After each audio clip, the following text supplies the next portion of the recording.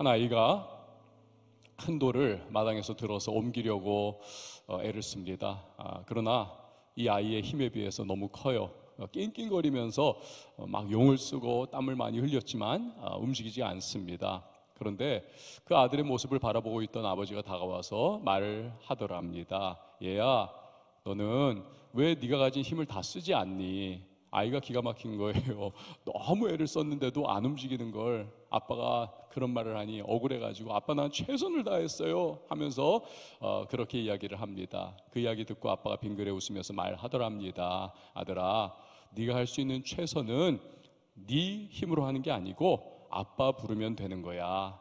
여러분, 그렇죠. 애가 무슨 힘이 있겠습니까? 하지만 아빠는 아이에 비해서 몇 배나 몸이 크고 또 힘이 강합니다. 아이가 아빠 도와주세요 하면 언제든지 와가지고 그 무거워 보이는 돌을 아빠는 손쉽게 옮길 수가 있는 것이죠.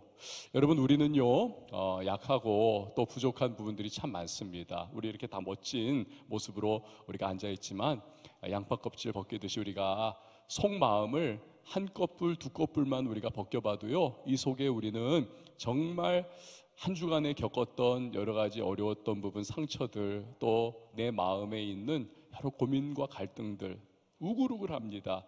또한 우리의 실패와 연약한 모습들을 통해서 가지고 있는 자괴감과 또 자기 자신에 대한 신뢰가 이제 막 꺼져가는 그러한 일들을 경험한 사람들도 꽤나 있을 겁니다. 그런데 여러분, 그거 아십니까? 우리가 이렇게 약하고 부족하지만 주님께서는요 우리를 고아와 같이 내버려 두지 아니하시고 우리를 돕는 분을 보내어 주셨습니다. 바로 성령 하나님이십니다. 그분이 우리와 동행하시면서 평생 우리를 인도해 주시고 붙잡아 주시고 보호해 주시고 공급해 주시고 우리를 천국 가는 그날까지 우리 힘 더하여 주시면서 승리의 길로 인도해 주실 것입니다. 그래서 요한복음 16장 7절 말씀 우리 같이 한번 읽어봤으면 좋겠습니다. 시작. 그러나 내가 너희에게 실상을 말하노니 내가 떠나가는 것이 너희에게 유익이라. 내가 떠나가지 아니하면 보혜사가 너희에게로 오시지 아니할 것이요 가면 내가 그를 너희에게로 보내리니. 아멘. 우리말 보혜사라고 하는 이 말은요 말 그대로 하면 은혜로 우리를 도와주는 스승이라고 하는 의미를 가지고 있습니다. 파라클레토스라고 하는 헬라어입니다. 이것은 변호자, 조력자, 위로자, 상담자라고 하는 의미를 복합적으로 가지고 있습니다. 그러니까 종합을 해보면 보혜사 성령님은 어떤 분이신가? 우리를 은혜로 이렇게 인도해 주시고 은혜를 공급해 주시면서 때로는 우리를 위해서 마귀가 우리를 정죄하고 공격할 때 우리를 변호해 주십니다. 또 우리에게 조력자로서 힘을 더하여 주십니다. 우리 낙심하고 좌절해 있을 때 아이고 일어나야지, 하나님이 너 사랑하시잖아 하시면서 우리에게 위로를 주십니다. 그리고 우리가요 갈 길을 알지 못해가지고 과연 어떠한 하나님 내가 선택해야 되고 결정해야 되고 이 길이 정말 맞는 겁니까? 아니면 저 길입니까? 고민하고 혼돈해야 할 때에 우리 곁에서 우리를 정말 가이드해 주시면서 상담자로서의 야, 이 길이 맞는 길이야, 이 길이 하나님이 기뻐하시고 원하는 길이야, 이것을 우리에게 이끌어 주시는 그러한 분, 이분이 바로 성령 하나님이신 것입니다. 그렇기 때문에 여러분, 우리가요 이 신앙생활을 하면서 정말 우리가 놓치지 말아야 될 중요한 부분이 뭐냐면 성령님과 우리가 동행을 하면서 그분이 인도해 주시는 대로 한 걸음 한 걸음 차곡차곡, 때로는 느린 것 같아요, 때로는 더딘 것 같아요. 이 세상 돌아가는 그러한 빠르고 빠른 상황 속에서 이 성령님 인도함 받아가는 것이 굉장히 미련해 보이는 것 같고 어리석어 보이는 것 같고 시차가 안 맞는 그러한 경험을 할 때도 있습니다만, 그러나 성령님은 우리의 모든 미래까지도 이미 알고 계시고 하나님의 깊은 것, 하나님의 마음, 하나님의 계획, 하나님의 생각, 이것을 다 통달하고 계신 분이시기 때문에 성령께서 인도해 주시는 그 시차, 시점, 그리고 그 방향을 따라 나가면 결국 후회할 것이 없습니다. 가장 선하고 좋은 길로 우리를 그분이 인도해 주십니다. 그래서 오늘 우리가요 이 우리 신앙의 7 기둥을 다루는 두 번째 시간에 이렇게 참 귀중하고 우리가 놓쳐서는 안 될 이 성령 하나님에 대한 그러한 부분을 우리가 오늘 다뤄보도록 하겠습니다. 자, 여러분 좀 그런 생각하지 않습니까? 우리가요, 이 신앙생활을 하고 예수님을 믿는다는 것 자체가 이것이 정말 기적 중에 기적입니다. 그런데 그것을 가능하게 하신 분이 바로 성령 하나님이시다라는 사실을 여러분은 알고 있습니까? 성경 말씀 고린도 전서 12장 3절 말씀 우리 같이 한번 읽어보도록 하겠습니다. 시작. 성령으로 아니하고는 누구든지 예수를 주시라 할 수 없느니라. 아멘. 그러니까 여러분 가운데서 그냥 입 발린 말로 믿지는 않는데 주변에서 하니까 그냥 뭐 예수님은 주 뭐 이런 식으로 따라하는 것 아니라 여러분이 정말 한 번이라도 여러분 중심으로 정말 진심으로 예수님을 주님이라고 나의 구세주시라고 고백한 적이 있다면 여러분 안에는 성령께서 거하고 계신다는 사실을 여러분 꼭 기억을 하시기를 바랍니다. 성령으로 말미암지 않고서는 예수님을 주라고 할 수 없다. 이것은 성경의 분명한 진리의 말씀이기에 내 안에 주님이 성령께서 함께하고 계시는 것입니다. 오늘 이 부분을 여러분 꼭 기억하셔야 돼요. 그 성령이 얼마나 나와 함께 하시고 있느냐는 그건 그 다음의 차원의 부분입니다. 우리가 어떠한 삶을 살아가고 어떻게 우리가 하나님 또 성령님과의 관계를 맺고 살아가느냐에 따라서 그 수위가 조절이 되는 것이죠. 그러나 우리 안에 함께 계시는 성령이라고 하는 사실을 우리는 기억을 해야만 합니다. 여러분 100년 전도 아니에요. 그렇지 않습니까? 2000년 전입니다. 우리나라도 아니에요. 우리하고는 전혀 상관도 없는 저 팔레스틴의 그 흙먼지 나는 그 참 답답한 시골 촌구석에서 33세를 이제 살고 나서 십자가에서 가장 최악의 죄수들이나 받는 극형으로 죽음을 맞이한 그 유대한 청년 예수라고 하는 이름, 이분을 우리가 주님으로 믿고 이분이 나에게 영생을 주는 그러한 구세주라는 사실을 우리가 시인하고 그분이 내게 천국을 허락해 주셨다라고 하는 사실을 내가 감사함으로 고백하게 된 것, 여러분 이건요 우리가 인간적인 생각을 하면 계산을 두드리면 이건 가능한 일이 아닙니다. 가당치 않은 말을 하는 거예요. 그런데 우리는 그 고백을 하고 지금 예배하고 그분을 높이고 예수님이 나의 구세주와 주님이라고 하는 고백 가운데에 우리는 기쁨으로 신앙생활을 하고 있습니다. 이건요 우리 안에서 나온 믿음이 아닌 것입니다. 이 믿음은요 성령께서 우리에게 허락해 주셨기에 우리의 마음의 문을 열어 복음을 받아들일 수 있도록 해 주셨기 때문에 우리가 갖게 된 믿음인 것입니다. 이것이 성령께서 우리 안에서 행하신 놀라운 역사인 것입니다. 자, 우리가요 앞에서 예수님께서 성령님에 대해서 그 말씀하셨잖아요.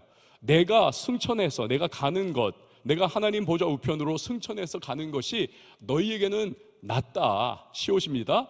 그리고 성령께서 나 대신 오시는 것이 훨씬 낫다라고 예수님께서 말씀을 하셨습니다. 여러분 사실 우리가 그 말씀 들으면 약간 서운함이 있을 수 있어요. 아, 예수님께서 우리와 지금 동행해 주시면 얼마나 좋을까. 예수님이 옛날 2000년 전에 제자들하고 함께 하셨던 것처럼 우리와도 함께 해 주시면 얼마나 좋을까, 그 생각을 할 수 있지 않겠습니까? 그런데 그렇지 않다는 거예요. 왜 그럴까요? 여러분 예수님은 편재하실 수가 없습니다. 어느 곳에나 계실 수 있는 분이 아니라는 거예요. 예수님은 왜?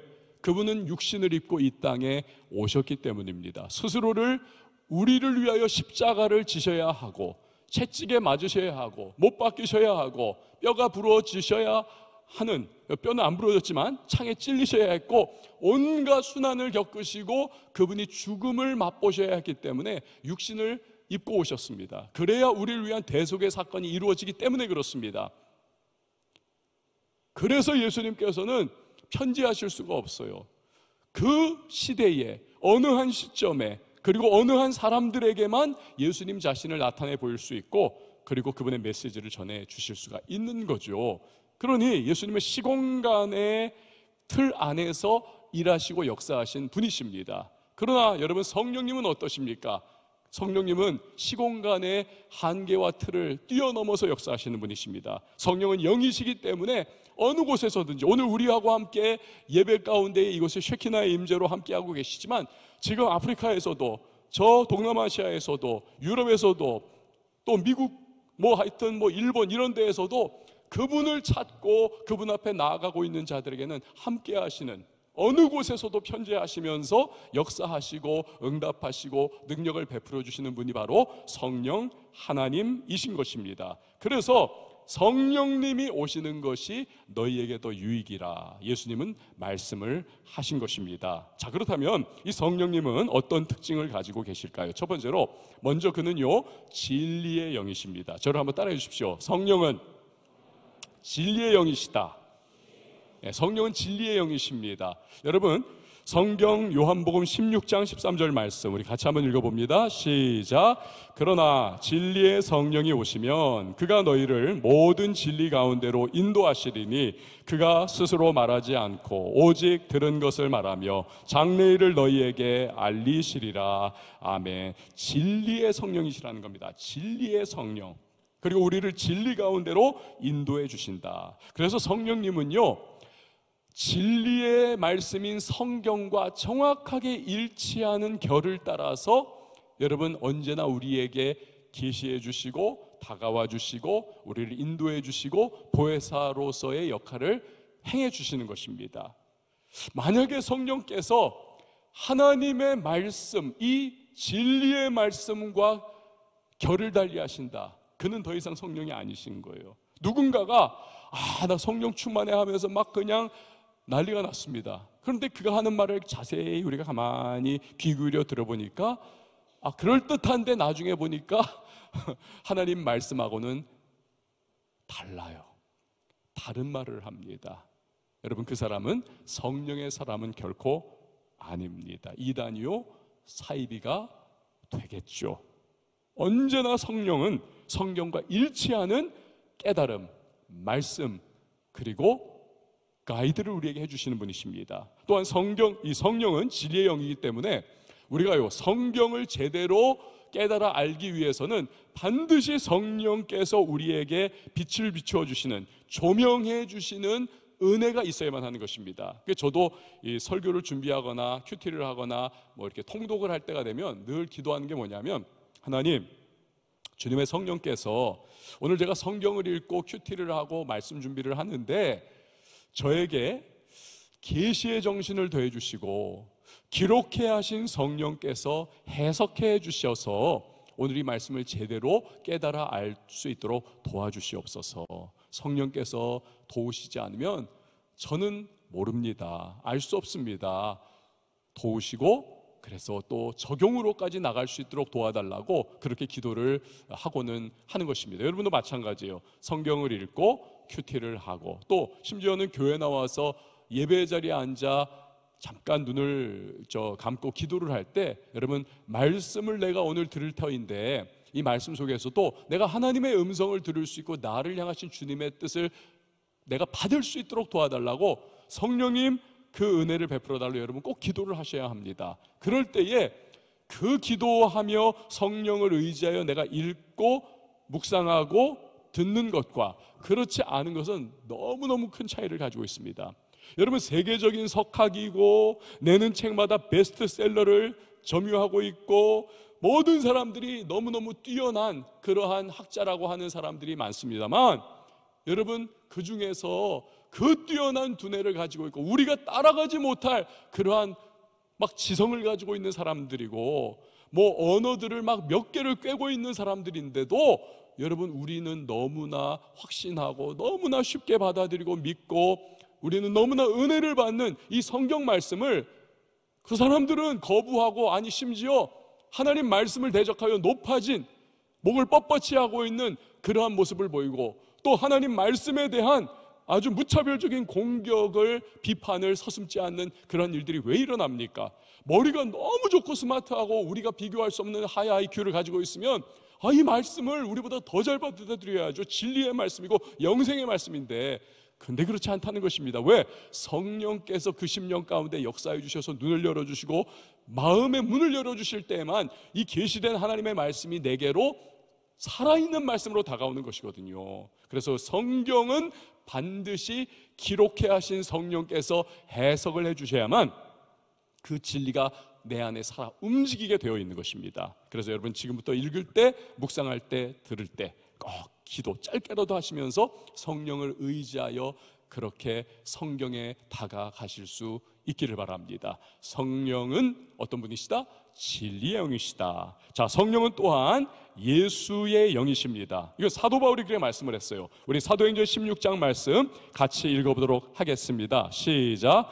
무시아 앞에 이르러 비두니아로 가고자 애쓰되 예수의 영이 허락하지 아니하시는지라. 아멘. 성령은 예수의 영이십니다. 예수님께서 보내셨고 또 예수를 증거하시고 예수를 높이고 예수를 우리가 경배하도록 만든 우리의 모든 시선이 예수님께로 향하는, 그러니까 성령님은 굉장히 희생적이세요.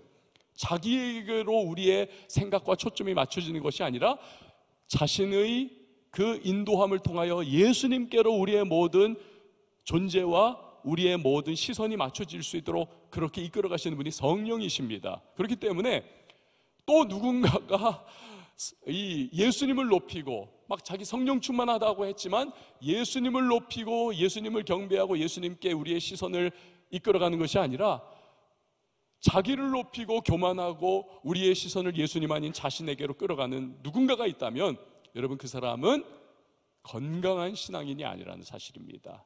또 성령의 사람이 아니라는 사실을 우리는 기억을 해야만 하는 것입니다. 성령의 또 다른 특징 하나는 우리에게 사명을 주시고 그 사명을 완수할 수 있도록 은사를 허락해 주시는 분이 바로 성령이십니다. 여러분 하나님께서 우리를 창조하실 때 여기 있는 모든 우리 사랑하는 왕성의 청년들에게는 한 사람 빠짐없이 다 주님께서 각자 나름의 사명을 부여해 주셨다는 사실을 믿으시기를 바랍니다.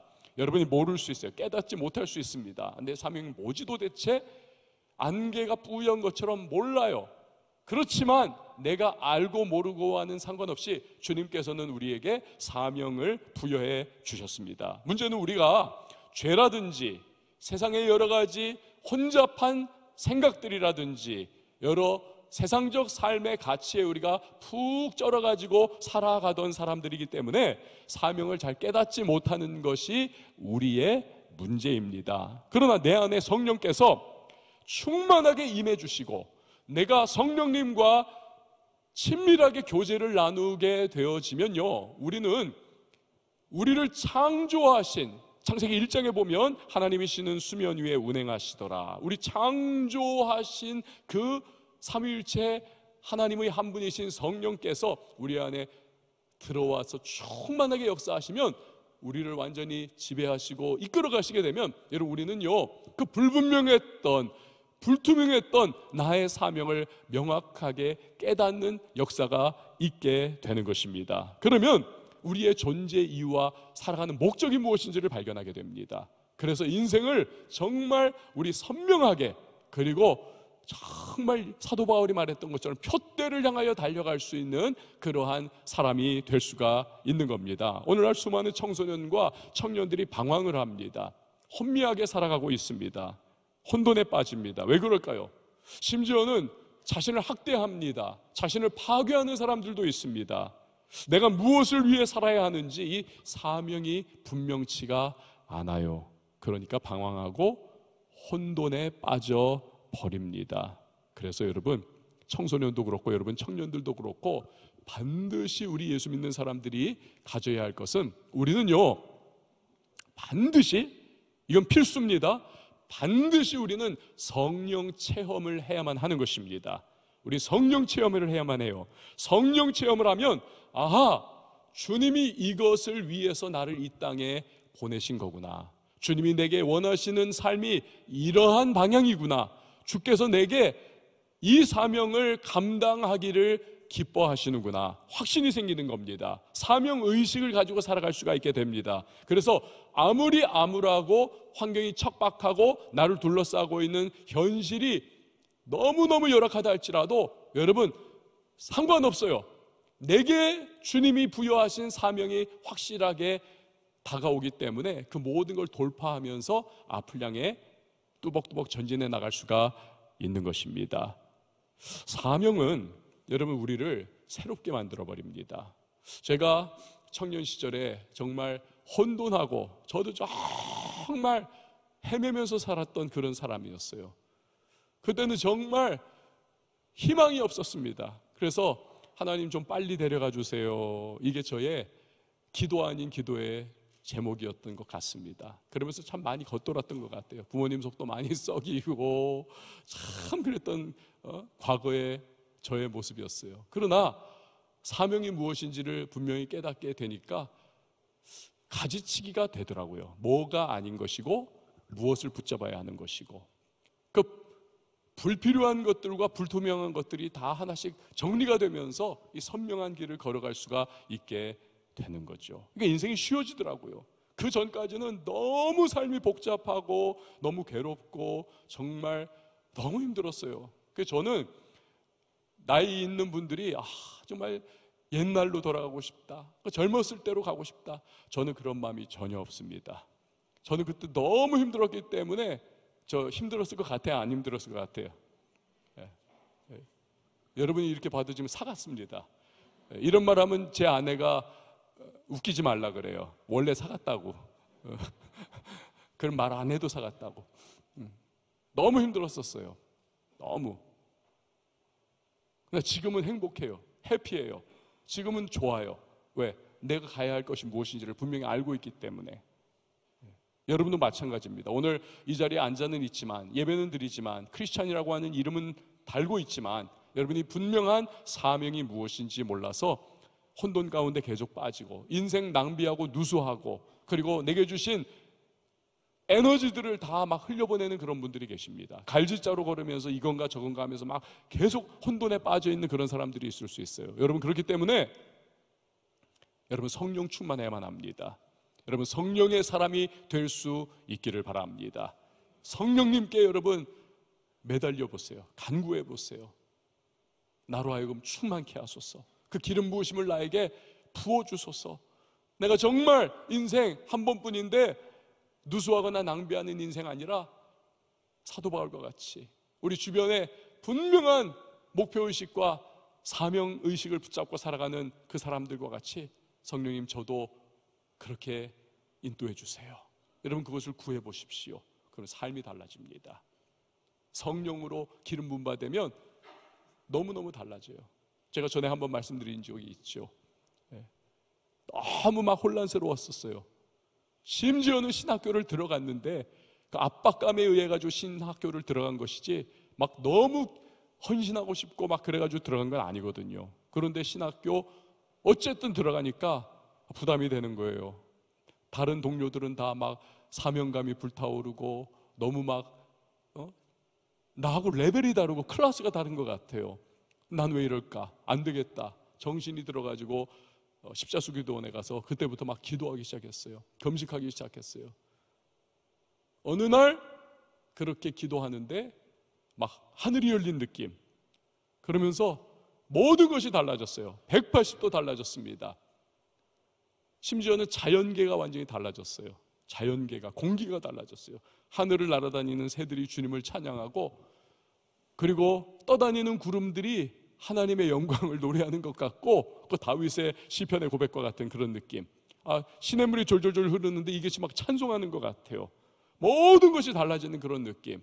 이게 여러분 그 시편의 기자가 노래했던 것이 별들이 하나님의 영광을 찬양하고, 그것이 여러분 그냥 어떤 시적인 어떤 아름다운 표현, 그게 아니거든요. 여러분 그걸 경험해 본 사람들은 알아요.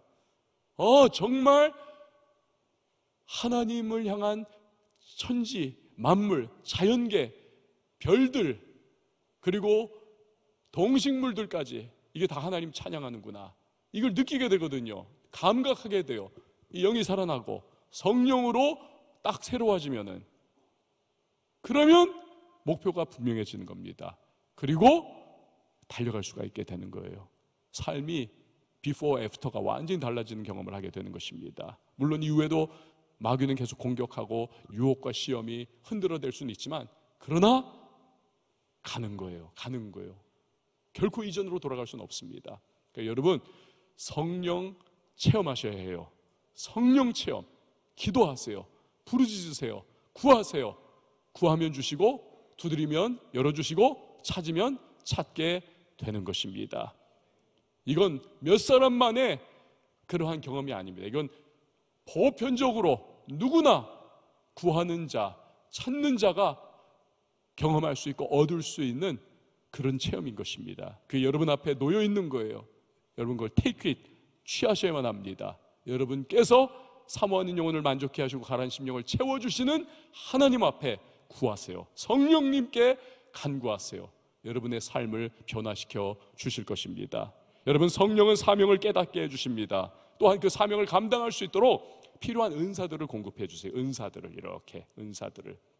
고린도전서 12장에 보면 은사가 막 많이 나오는 거 있거든요. 뭐 방언의 은사, 방언 통역의 은사, 예언의 은사, 영분별의 은사, 지혜의 말씀, 지식의 말씀, 뭐 등등등 능력 막 이런 것들이 있는데, 막 그런 것들 포함해서 뭐 예체능계에 있는 분들은 예체능의 은사를 통해서 하나님 맡기신 사명을 잘 감당할 수 있도록 하시고, 또 사람들을 어떻게 리더십으로 끌어갈 수 있느냐, 그 리더십의 은사도 허락해 주시고, 능력행의 은사도 허락해 주시고, 복음 전파의 은사도 허락해 주시고, 사랑의 능력도 주시고, 각양의 다양한 은사들을 하나님께서 우리 사명을 감당할 수 있도록 허락해 주시고, 심지어는 물질 모으는 은사도 주십니다. 그래서 사업하시고, 이 물질을 통해 가지고 물질의 거룩한 부의 이동을 통하여 이 하나님의 복음 확장을 위하여, 제가 기도하듯 거룩한 부자들이 일어나 주의 복음 확장을 위하여 헌신케 하소서, 이 일을 감당할 수 있도록 심지어는 하나님께서 물질 모으는 은사도 허락해 주세요. 은도 내 것이라 금도 내 것이라 그렇게 말씀하셨지 않습니까?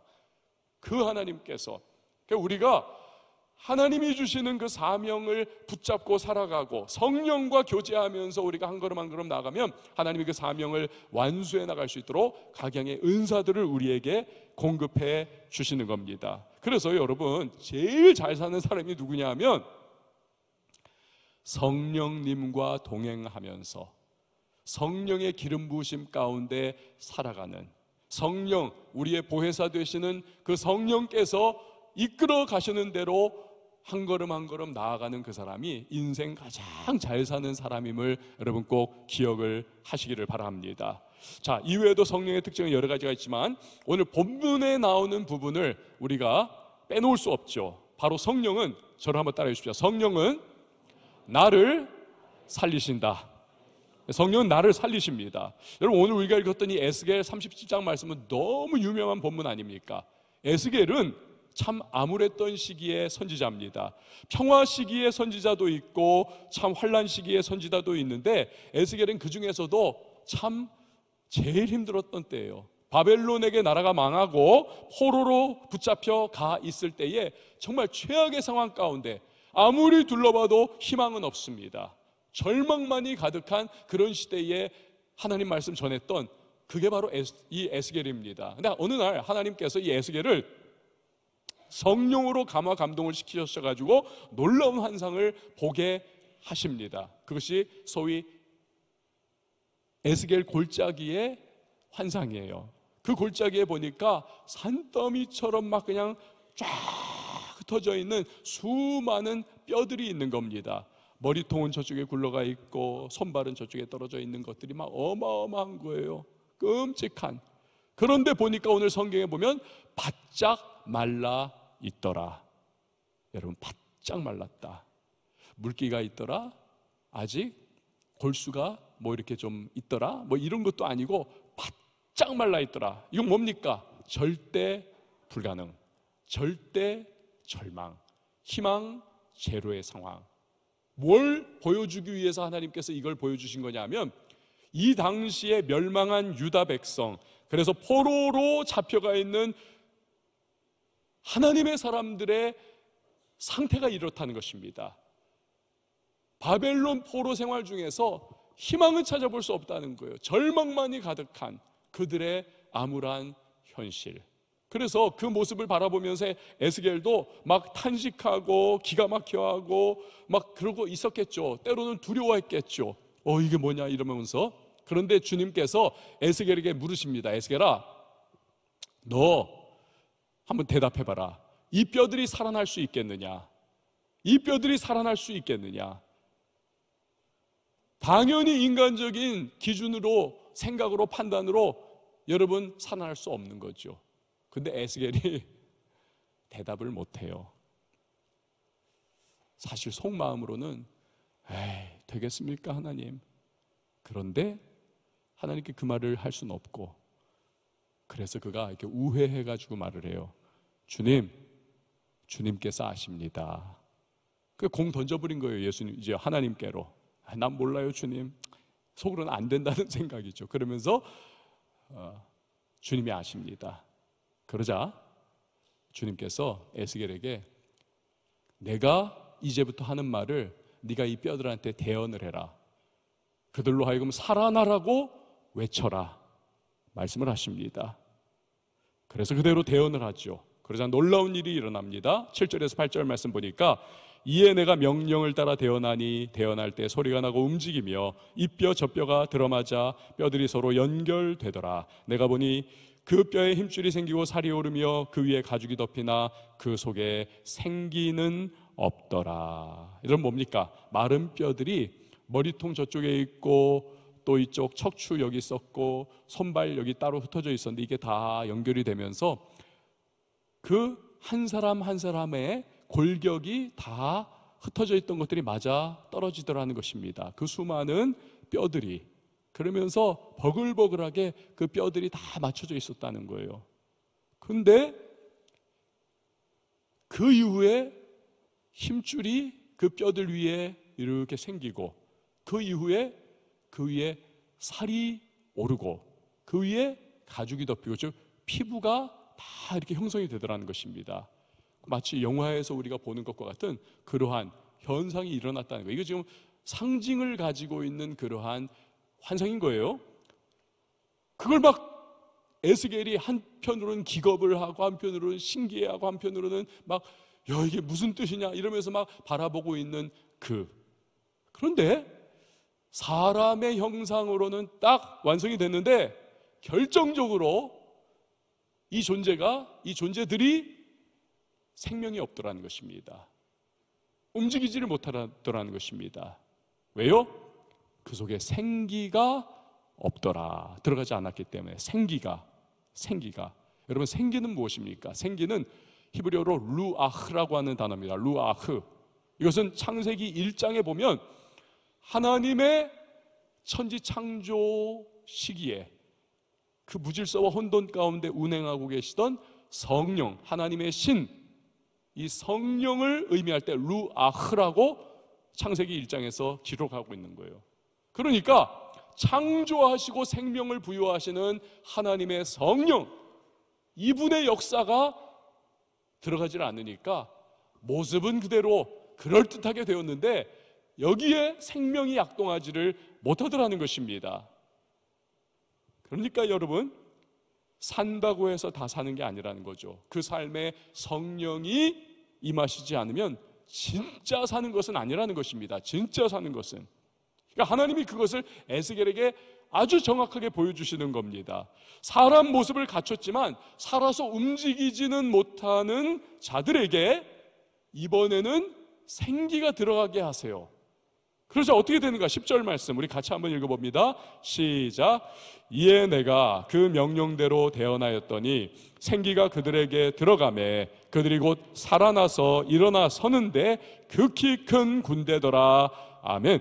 사람의 모양은 다 갖추고 있었는데 몇만 명 몇십만 명이었는데 그러나 생기가 안 들어갔을 때는 살아 움직이지 않고 그대로 널브러져 있었는데 생기가 들어가니까 드디어 그 사람들이 활동하고 행동하고 움직이고 심지어는 하나님의 극히 큰 군대가 되어서 앞을 향해 막 진군하면서 나가는 장대한 모습이 펼쳐지게 되더라는 것입니다. 그래서 하나님의 통치와 영광을 이 땅 가운데 드러내는 그러한 하나님의 군병들, 주님의 군대가 되더라는 겁니다. 여러분, 이 에스겔이 본 이 환상은 결국 무엇입니까? 예수 그리스도의 시대에 어떠한 일이 일어나느냐를 우리에게 보여주는 겁니다. 예수 그리스도의 시대에 에스겔의 이 환상 이후에 70년이 차고 나서 이제 이 유다 백성들이 돌아오잖아요. 고토로, 예루살렘으로. 그러나 그 돌아와서 집 짓고 살면서 일상을 누리긴 하지만 그들이 민족으로서의 소망이 있는가? 소망은 아직도 없습니다. 사람의 모습은 갖췄어요. 쫙 수십만 이렇게 쫙 사람의 모습은 갖췄지만 진정으로 그들이 살아있는 하나님의 군대와 같은 그 민족, 그 하나님께서 막 사용하시고 역사하시는 그러한 능력 있는 민족이 되질 못하고 그냥 지지부진하고 이방 족속들에게 늘 그냥 해코지당하고 자기들 그냥 자괴감에 빠져가지고 아무런 소망 없이 여전히 그냥 살아만 가고 있는 무기력한 존재들이었습니다. 그러나 예수님께서 이 땅에 오셔서 십자가와 부활로 구원의 역사를 이루십니다. 승천하십니다. 성령을 보내주십니다. 오순절 성령 체험을 제자들이 하죠.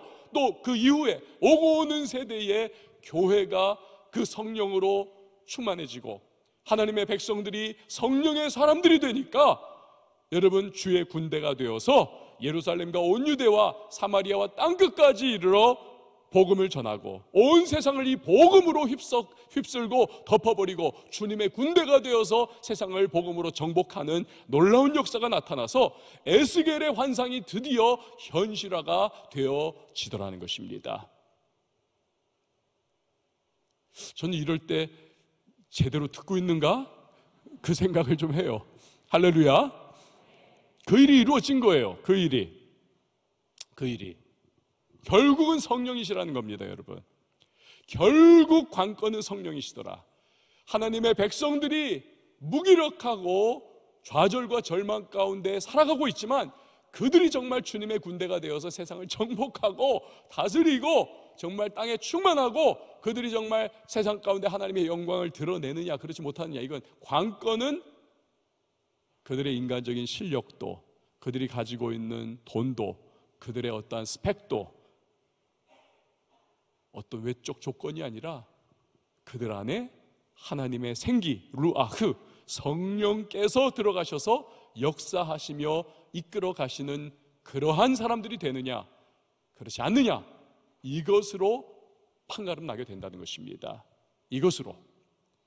여러분, 그런 말들 사람들이 하고 나죠. 내가 사는 게 아니야 이런 말 하잖아요. 인생 의미가 없다는 거예요. 재미가 없다는 거예요. 살아도 별로 목적도 없고 무의미하고 심지어 죽지 못해 산다는 말들도 합니다. 여러분, 그래서요, 살아있다고 다 산 게 아닙니다. 많은 사람들이 에스겔이 골짜기에서 봤던 것처럼 그냥 마른 뼈 같은 모습으로 그렇게 지내고는 합니다. 세상 사람들은 그렇지만 이 상황을 탈피해 보기 위해 가지고 나름의 방법들을 막 애를 쓰고는 합니다. 이 방법 저 방법 다 해보려고 해요.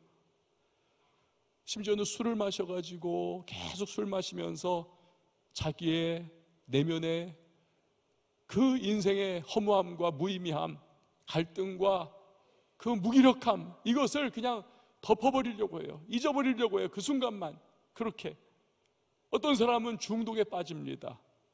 이런 중독 저런 중독, 마약 중독, 성 중독 막 그래가지고 그 쾌락과 쾌감에 자기가 지금 직면해 있는 그 허무함과 마른 뼈와 같은 그 상황, 사람의 모습은 갖췄지만 그러나 진정으로 살아가는 것이 아닌 그러한 삶을 그냥 잊어버리려고 하는 사람들도 많이 있습니다. 어떤 사람은 취미생활에, 어떤 사람은 운동에 지나치게 집착하면서 그걸 통해 살아있는 것 같은 느낌을 받고 싶어하는 경우들도 있습니다. 어떤 사람은 성공, 명예, 성취, 사람들의 박수 이런 걸 통해서 만족을 얻어보려고 해요. 그러나 그것이 무엇이든지 간에 주님이 주시는 것이 아니라면, 주님의 해답이 아니라면 여러분, 그것은 우리에게 진정한 해답이 되지 못하고 진정한 만족을 주지 못한다는 사실입니다.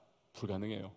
그래서 목마르다고 바닷물 퍼마시면 잠깐은 해결하는 느낌은 나지만 그 잠깐 이후에 잠깐 지나면 그러면 더 목마른 것과 같습니다.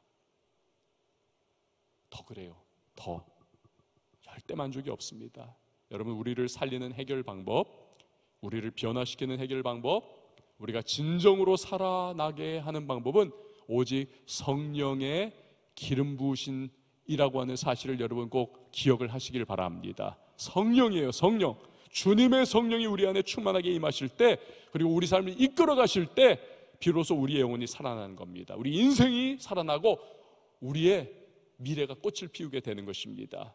이스라엘 성지순례를 다녀오신 분들은 그 얘기를 하더라고요. 우리는요, 그 사람들하고는 이 감수성이 좀 다릅니다. 우리는 추나 추동 다 있고, 그래도 자연이 이렇게 푸르름과 또 화려함이 있기 때문에 우린 그걸 잘 모르고 살아가곤 해요.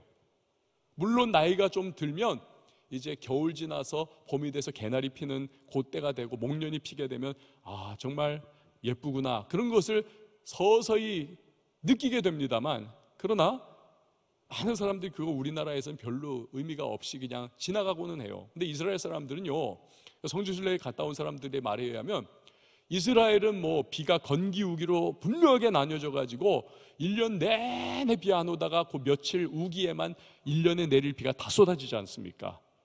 새벽 이슬이 중요한 이유가 새벽 이슬, 그 기온차로 생기는 새벽 이슬 가지고 겨우겨우 살아가고 근근히 살아가는 거기 때문에 새벽 이슬이 그렇게 중요한데, 그런데 이스라엘 사람들이 그래서 하여튼 척박하고 황폐하고 온 산하가 그냥 다 말라있는 그러한 그 산하, 그런데요 1년 내내 건기에는 그렇던 온 산하가 우기가 돼가지고 물이 막 비가 쏟아져가지고는 온 산하가 다 축축하게 됐어요. 물기를 머금었습니다. 그때가 되면은요, 땅 밑에 웅크리고 있던 모든 씨앗들이 다 발아하면서 그 온 천하가 그렇게 아름답다는 거예요. 그렇게 아름답다. 그렇게 아름답다는 거예요. 어떤 선교사님들은 목사님 꼭 그때 오셔야 해요, 그 얘기를 하더라고요. 꼭 오셔야 해요, 그때. 그렇게 아름답다는 것입니다. 근데 여러분, 성령께서 바로 그런 일을 우리에게 행해 주십니다.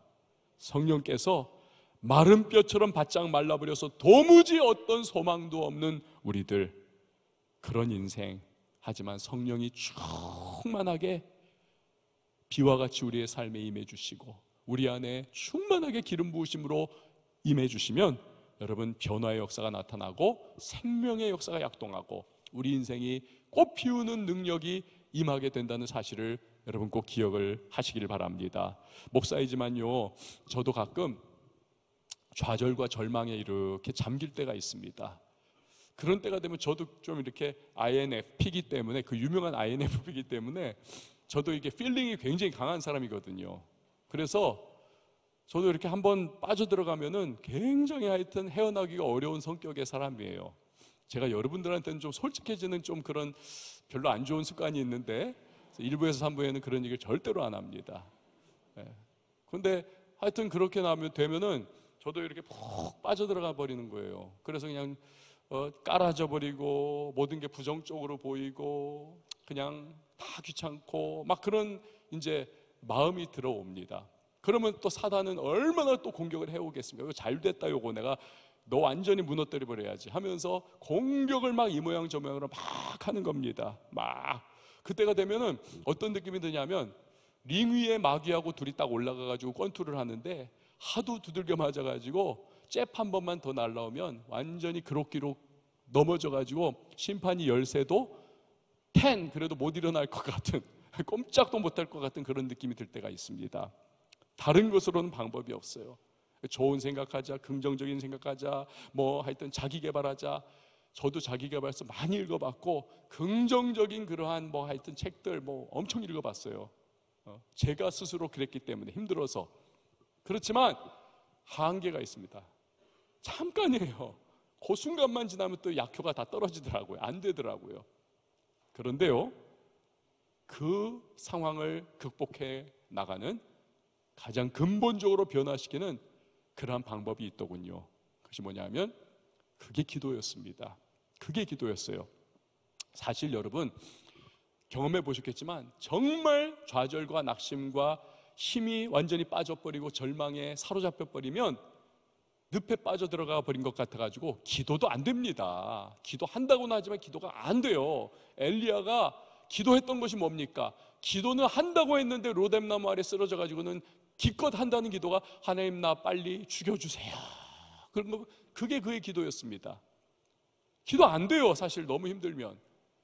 그럴 때 제가 하는 단말마적인 유일한 기도가 뭐냐면 주여 은혜를 주시옵소서, 주여 불쌍히 여겨주시옵소서.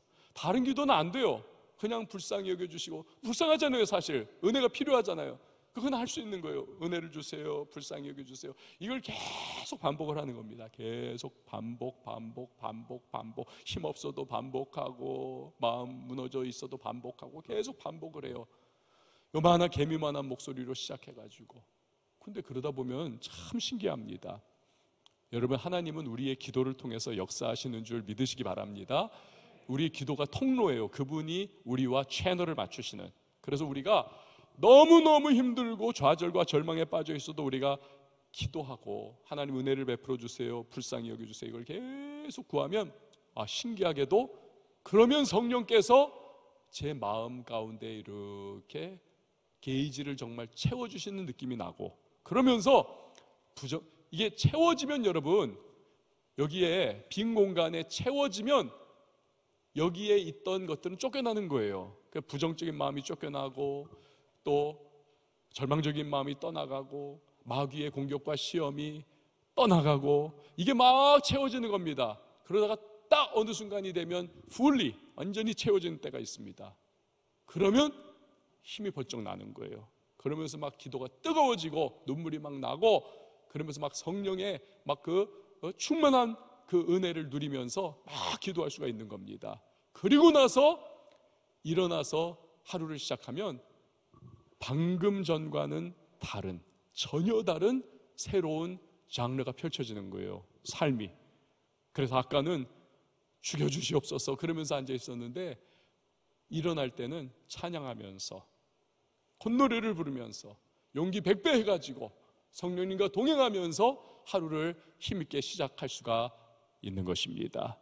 여러분, consuming fire, 소멸하는 불, 이 성령 아니십니까? 우리 안에 있는 부정적 마음, 절망의 생각들, 마귀의 추잡한 여러 가지 공격들, 이걸 다 consuming fire, 다 태워버리시면서 성령께서 우리 안에 주님의 정결한 마음, 주님의 우리를 향한 그 사랑, 그리고 용기, 담대함, 이런 것들을 우리 안에 채워주시는 거죠. 그래서 다시 한번 시작해보자 하면서 앞을 향해 전진해 나갈 수가 있게 되는 겁니다. 사랑하는 여러분, 우리 청년들이 살아가기가 참 어렵죠.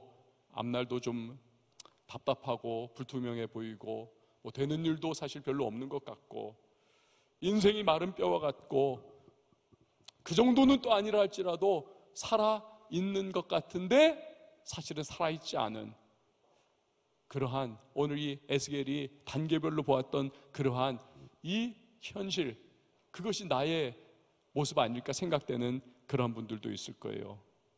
인생 문제 돌파하는 방법 보이지 않나요? 근데 그럴 때 여러분 자꾸 다른 데서 방법 찾지 마십시오. 유사품에 주의하셔야 해요. 가짜를 붙잡지 마세요. 여러분, 우리의 심령을 살리고 우리로 하여금 진짜 살아나게 하는 것은 하나님의 성령이시라는 사실을 기억을 하시길 바랍니다. 그분 앞에 나아가세요. 그분을 구하세요. 그분과 동행하십시오. 구하고 찾고 부르짖으면 그분이 여러분을 붙들어 주시고 인도해 주시는 것입니다. 생기가, 루아흐, 성령의 능력이 여러분의 심령 가운데 임할 때 살아나는 역사가 나타나게 되는 것입니다. 주님을 붙잡고 매일매일의 삶, 성령과 동행하는 우리 모두가 될 수 있기를, 그래서 우리를 살리시는 영이신 성령의 능력을 경험하고 힘있게 전진해 나갈 수 있기를 주의 이름으로 축원을 드립니다. 우리 다 같이 일어나서 함께 찬양하도록 하겠습니다. 하나님의 열심, 우리 같이 찬양하겠습니다.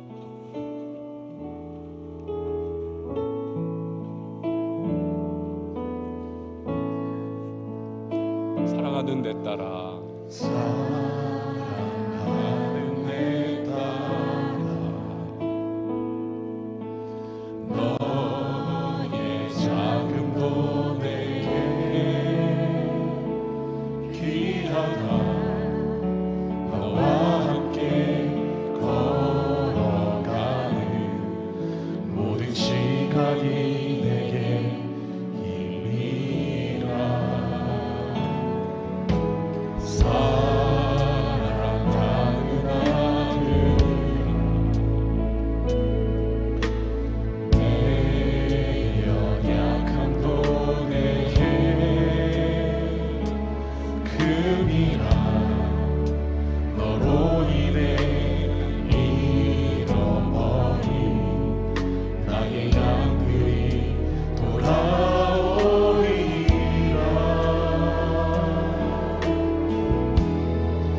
조금 느린 듯해도 기다려주겠니 조금 더 긴 듯해도 믿어줄 수 있니 내가 가는 그 길 절대 헛되지 않으니 나와 함께 가자 앞이 보이지 않아도 나아가주겠니 이해되지 않아도 사랑해주겠니 너의 눈물의 기도 잊지 않고 있으니 나의 열심으로 조금 느린 듯해도 조금 느린 듯해도 기다려주겠니 조금 더 긴 듯해도 믿어줄 수 있니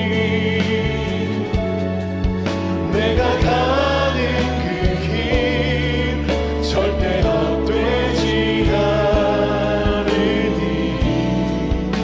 나와 함께 가자 앞이 보이지 않아도 나아가주겠니 이해되지 않아도 사랑해주겠니 너의 눈물의 기도 잊지 않고 있으니 나의 열심으로 이루리라 여러분 이 시간에 우리 함께 기도하며 나가십시다. 성령으로 우리가 사로잡히며 기름 부으심이 우리 안에 충만하게 임할 때에 우리는 돌파하는 인생을 살아갈 수 있고요 나를 살리시는 성령으로 말미암아 우리 전진해 나갈 수가 있습니다. 우리를 고아와 같이 내버려 두지 않으시고 주께서는 우리의 보혜사 되시는 성령님을 보내주셔서 우리의 위로자, 우리의 상담자, 우리의 변호자가 될 수 있도록 그렇게 우리를 이끌어 가십니다. 하나님 나를 붙잡아 주시고 성령의 기름 부어 주시고 매일의 삶 속에 하나님의 성령님과 교제하며 나갈 수 있도록 도와달라고 진리의 영이신 성령님, 예수의 영이신 성령님, 나를 살리시는 영이신 성령께서 내 앞길 인도하시고 이끌어 주시며 나도 순종하며 그 이끄심에 믿음으로 반응하며 나아가 내 삶 속에 어떠한 하나님께서 역사를 베풀어 주셨는지 하나님 드러낼 수 있는 그러한 주의 백성 될 수 있도록 도와달라고 이 시간 말씀을 기억하며 우리 주님의 이름 한번 외치고 기도하며 나갑니다. 주여 하나님 아버지 이 시간 주님 앞에 성령 충만함을 구하며 나아갑니다. 하나님 아버지 우리에게 아버지 진리의 영이신 성령께서 나의 마음을 밝혀주시오며 아버지의 지혜로 아버지 예수 그리스도의 복음의 신비를 그 비밀을 우리에게 알게 하사 아버지와 주님 위해 살아가게 하시며 주님의 나를 꿈꾸게 하시며 주님의 성품을 가지고 주님의 열매를 맺게 하시며 주님의 연사를 가지고 이 세상 가운데 우리의 맡긴 사명을 잘 감당할 수 있도록 주여 붙잡아 주시옵소서. 나의 인자 나의 죄인자고 저희는 살아갈 수 없사오니 하나님 아버지 우리 마음 가운데 주님의 성령의 능력으로 본능의 사랑 함께 하여 주시옵소서. 주님의 소리를 마음 가운데 아버지 주님의 성령의 성령 주시고 아버지 우리 마음 가운데 주님의 은혜의 담비로 아버지가 기채워 주시옵소서. 우리가 예수의 목자에 주의 많은 가족과 같이 아버지가 세상 가운데 생명심의 마르체 아버지 세상 가운데 내가 있을지라도 주님의 영이 내게 임하시며 주님의 영이 내게 사모되며 아버지의 말씀에 주님의 영이 임하시며 아버지의 하늘을 열리며 아버지의 모든 하늘의 많은 것들이 다시 회복해지며 아버지의 말씀에 주의 담비가 내리며 우리의 결실치 못하는 아버지의 사랑과 우리의 아버지의 주여가 인정하니 주님 앞에서 다시 살아날 수 있습니다. 우리가 살아가는 모든 순간 가운데 주여 임하여 주시옵소서. 주여 함께하여 주시옵소서. 주님께서 우리의 마음 가운데 하셔서 아버지의 영을 의지하며 주의 능력을 의지하며 아버지의 성령을 힘입어 살아갈 수 있도록 붙잡아 주시옵소서. 성장하는 이 시간 우리 가운데 역사하여 주시오며 우리의 가는 모든 일 가운데 함께하여 주시옵소서. 성령 충만하여 주의 의견을 선택하여 주시옵소서. 성령 충만하여 주의 앞에 예배하여 주시옵소서. 성령 충만하여 주님 앞에 기도하게 하여 주시옵소서. 성령 충만하여 주의 직장 가운데 우리의 떠나오며 우리의 사업 가운데 성령을 의지하며 살아가게 하여 주시옵소서. 성령 충만하여 내가 할 수 없는 일을 할 수 있게 하시고 성령 충만하여 아무데나 살아가지 못한 일을 주의 우리 눈을 깨닫게 하여 주시옵소서. 모든 것을 사랑으로 감사하며 주시며 성령 충만함으로 앞에가는 모든 곳에 주님의 인체가 함께하는 저희의 삶이 되도록 주시옵소서. 주시옵소서. 하나님의 삶이 하시며 아들의 성령 충만한 삶이 아들이가 들어가는 모든 곳 만나는 모든 사람들에게 보이는 거룩한 생명에 미칠 수 있도록 함께하여 주시옵소서. 하나님 시간 저희가 함께 하옵소서. 저희가 우리 역사하여 주시옵소서. 저희가 우리 인자하여 주시옵소서. 성령 충만함으로 아들이가 기쳐 주시옵소서. 아들 시간 예배하시며 모든 시간 가운데 하나님께서 함께하여 주시옵소서. 아들의 많은 시간 그대로 가지고 나가지 않으시며 아버지 주님께 간절히 기도할게요. 성령 충만하게 하여 주시옵소서. 주님을 충만하여 아버지 주님의 기도의 응답을 경험하며 하나님의 인자를 경험하며 주님의 군대로서 하나님의 따뜻한 임함에 함께하고 아버지 시간 가운데 아버지의 모든 아픔과 저희의 고통과 함께 하나님 아버지 감사합니다. 오늘 우리를 예배 자리로 불러주셨습니다. 어떠한 형편과 상황 가운데 나왔든지 주님 아시지요. 우리를 살리시고 우리를 소생시켜 주시고 우리를 새롭게 하시고 우리로 하여금 앞에 있는 한 주간을 다시 새로운 마음으로 나갈 수 있도록 주님 성령으로 함께하여 주시옵소서. 충만하게 채워주시옵소서. 기름 부어주시옵소서. 우리 홀로 나아가지 아니하게 하시고 나의 소견과 재주를 그 얄팍함을 가지고 나가는 것 아니라 우리를 아시고 우리 앞날을 또 계획하시고 가장 선한 길로 인도해 주실 성령님과 동행해 나갈 수 있는 우리 모두가 되게 하여 주시옵소서. 감사를 드리며 예수님의 이름으로 기도합니다. 아멘.